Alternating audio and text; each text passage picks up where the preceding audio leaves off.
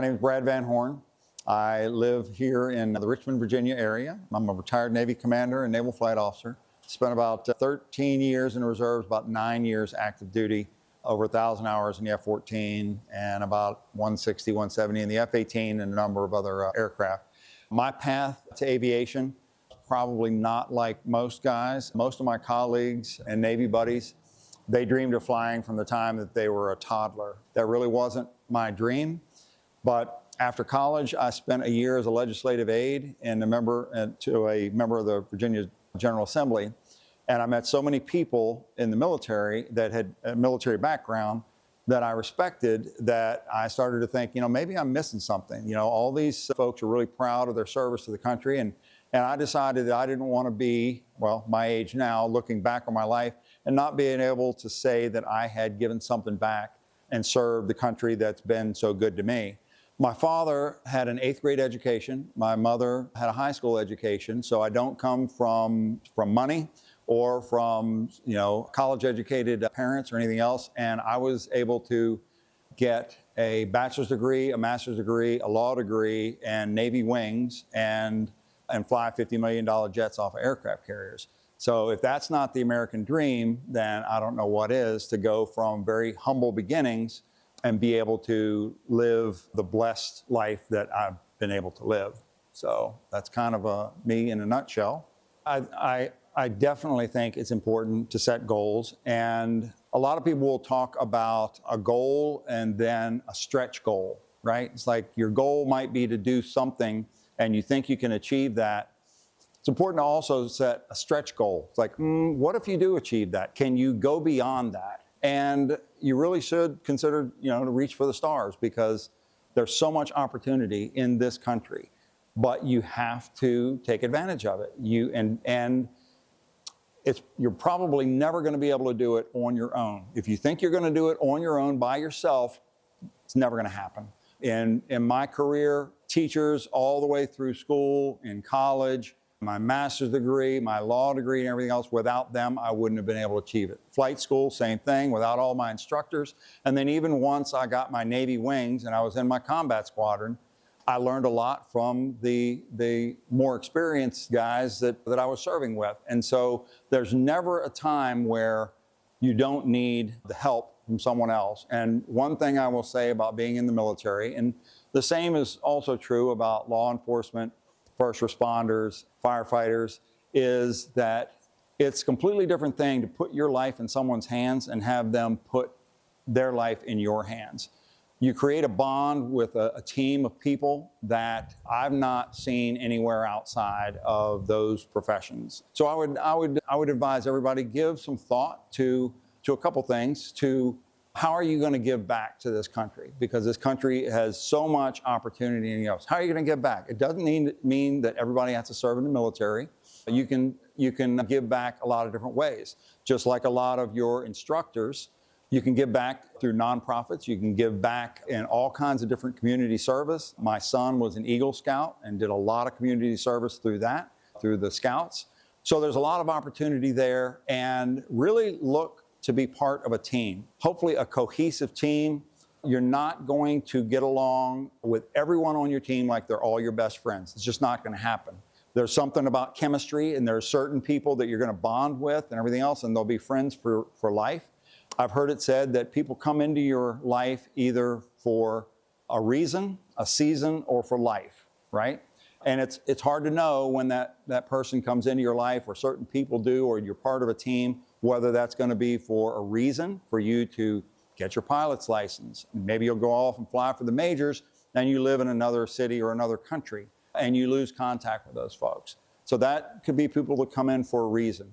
There's also people that come in for a season, right? Maybe you're learning to fly or you're doing something else, and for a couple years, those people are very influential in your life. But then again, you go off, you have a family, you move to a different place, and they're not in your life day to day. And then there are other people that come into your life for life, and you're lifelong friends, you keep in touch and everything else. Again, it's hard to know when those people come into your life, but be open to the possibility of any of those different things. But the one thing I want to get across is that you're not going to do this on your own. And if you think that you can do it alone, you think that you don't need help from anybody, or if you're reluctant to accept someone's help, you need to get over that early on in your life and in your career, because accept the help from people who can help you, and turn around and give back, and you can do the same thing. You can help people who are less experienced than you, that are younger than you,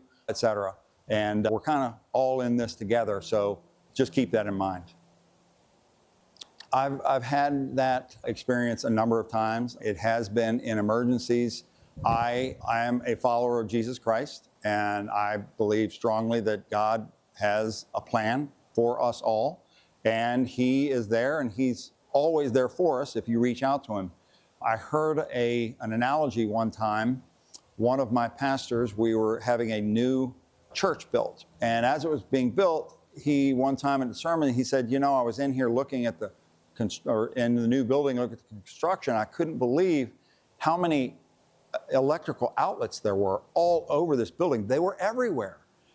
And he said, I happen to think that's kind of like God's love. It's everywhere, but you got to plug in, just like the electrical outlets. They're everywhere, but if you don't plug in, you're not gonna receive it. So, for me, there's a saying. I have 265 landings aboard the aircraft carrier, and 110 of those are at night. And as the saying goes, there are no atheists trying to get back aboard the ship at night. It's a pretty scary thing when you are trying to get back aboard an aircraft carrier at night with a pitching flight deck and thunderstorms, raining, you can hardly see anything, and you're trying to get back aboard this small piece of steel in the middle of the ocean.